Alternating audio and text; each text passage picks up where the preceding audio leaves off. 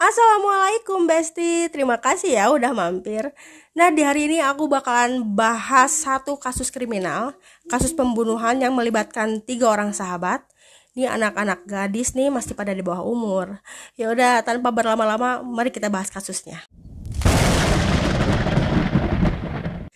Ini dia Skylar Nice. Skylar Nice adalah seorang gadis berusia 16 tahun, berasal dari negara Amerika Serikat yang memiliki masa depan yang cerah.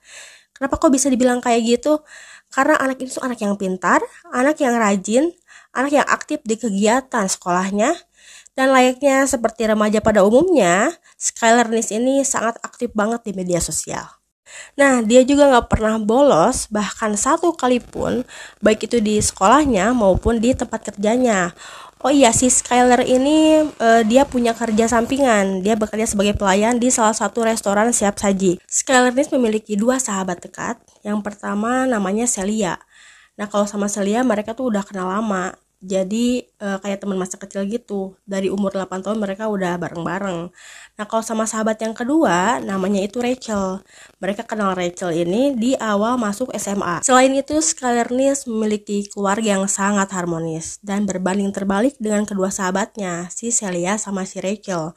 Karena kedua orang tua mereka itu udah pada pisah, bes. Mereka tuh persahabatannya udah deket banget, saking deketnya. Kalau misalkan si Celia sama si Rachel mau main ke rumah si Skylar, mereka tuh tinggal langsung nyelonong aja. Itu sama nggak sih kayak kita di sini? Kalau misalkan kita punya sahabat dekat, kita itu pasti nganggap rumah sama orang tuanya punya kita juga kan? Ya pokoknya diibaratkan 3 wanita itu adalah 3 serangga yang tidak dapat dipisahkan. Awalnya persahabatan mereka tuh baik-baik aja, bes. Seperti halnya persahabatan-persahabatan pada umumnya. Mereka melakukan kegiatan ya kayak foto bareng, makan bareng, jalan bareng. Pokoknya umum deh apa yang mereka lakukan kayak sahabat-sahabat di luar sana. Akan tetapi persahabatan mereka mulai retak ketika si Skylar mergokin si Celia sama si Rachel itu melakukan hal-hal yang tidak sepantasnya mereka lakukan. Ya bisa dibilang ada asmara terlarang antara 2 sahabat itu. Sehingga si Skylar ngerasa dia tuh kecewa banget. Kecewa pasti, terus dia ngerasa udah dibohongin nih sama kedua sahabatnya. Nah, ketegangannya mulai memuncak sebenarnya gara-gara status nih. Kan si Skylar anak sosmed banget. Dia tuh bikin status, dia nge-tweet yang kalau misalkan diterjemahkan bahasanya tuh kayak gini. Kalian adalah 2 perempuan bermuka 2, dan kalian bodoh kalau kalian pikir aku tidak mengetahuinya. Berawal dari situ, saling sintirlah 3 sahabat ini di media sosial. Oke, sekarang kita masuk ke kronologi menghilangnya Skylar Nice. Pada 6 Juli 2012, sebenarnya hari itu hari yang biasa aja. Hari di mana si Skylar pergi sekolah kayak biasa, lalu lanjut kerja part-time.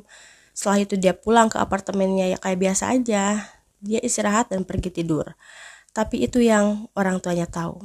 Sedangkan orang tuanya nggak tahu kalau misalkan malamnya si Skylar mengendap-endap keluar melalui jendela untuk menemui sahabatnya dan pergi menggunakan mobil. Dan betapa terkejutnya emak bapaknya si Skylar ketika keesokan harinya mereka menemukan kamar anaknya dalam keadaan kosong. Kedua orang tuanya Skylar di situ sangat amat panik. Karena apa? Ya karena si Skylar ini nggak pernah ngelakuin hal itu sebelumnya. Kalau misalkan dia mau pergi-pergi lama, dia pasti ngabarin. Jangankan pergi lama, pergi bentar aja dia pasti ngabarin orang tuanya. Selain itu, emak bapaknya si Skylar ini nemuin charger HP anaknya masih ada di dalam kamar. Logika aja nih ya, kalau misalkan anak ini kabur atau misalkan emang rencana mau pergi lama, itu si charger HP pasti dibawa dong ya. Nah ini enggak, dan menambah kepanikan emak bapaknya si Skylar. Nah di tengah suasana panik itu, kedua orang tuanya Skylar hanya terpikir untuk menanyakan keberadaan anaknya kepada 2 sahabatnya. Ya iyalah, mau nanya ke siapa lagi? Toh yang paling dekat sama anaknya adalah teman-temannya kan ya. Dan yang ditelepon itu adalah si Celia. Dan Celia pun memberikan pernyataan kayak gini. Iya bener om tante, malam itu Skylar ada bareng sama kita. Kita emang sengaja gak ngasih tahu om sama tante karena kita takut om sama tante marah. Kita cuma pergi keluar bentar kok, nongkrong-nongkrong biasa aja. Abis itu kita anterin lagi Skylar pulang. Tapi memang gak dianterin di depan rumah karena Skylar sendiri yang minta diturunin di pinggir jalan. Bilangnya sih ada kepentingan lainnya. Dan kita tuh nggak tahu habis itu dia pergi sama siapa dan kemana. Nah, dikarenakan persahabatan mereka itu emang bener-bener deket banget, udah kayak saudara, jadi emak bapaknya si Skylar itu nggak menaruh curiga sama sekali. Mereka itu langsung percaya aja apa yang dikatakan anak dajal ini. Dari situ, setelah mendengarkan penjelasan dari si Celia, tanpa pikir panjang, bapaknya si Skylar itu langsung menuju ke kepolisian untuk melaporkan kehilangan anaknya. Nah, setelah dilaporkan, polisi itu langsung melakukan investigasi. Karena tanpa adanya kejelasan, si Skylar itu pergi kemana, sama siapa, jadi polisi itu beranggapan bahwa si Skylar ini kabur.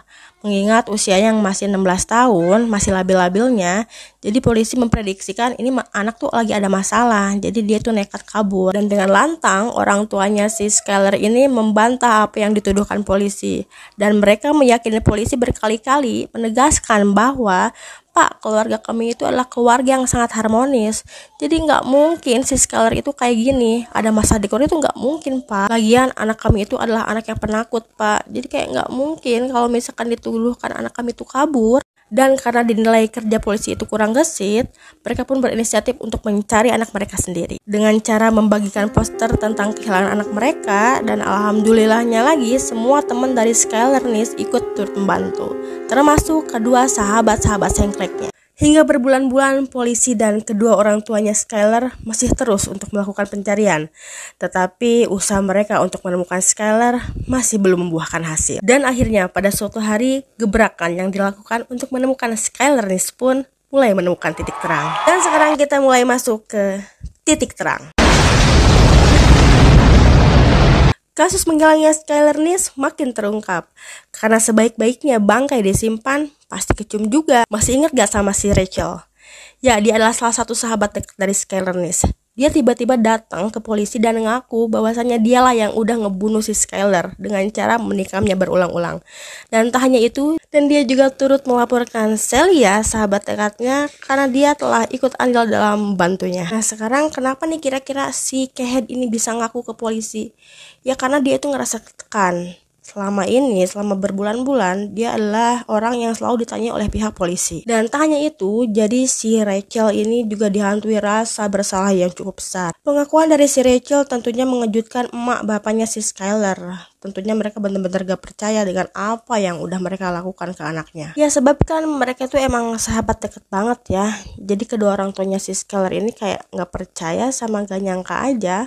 Orang mereka berdua juga kan bantuin nyariin si Skylar malah. Sekarang yang jadi pertanyaan adalah, apa sih sebenarnya yang terjadi di malam 6 Juli 2012 itu? Dan sekarang mari kita masuk ke kronologi kejadian.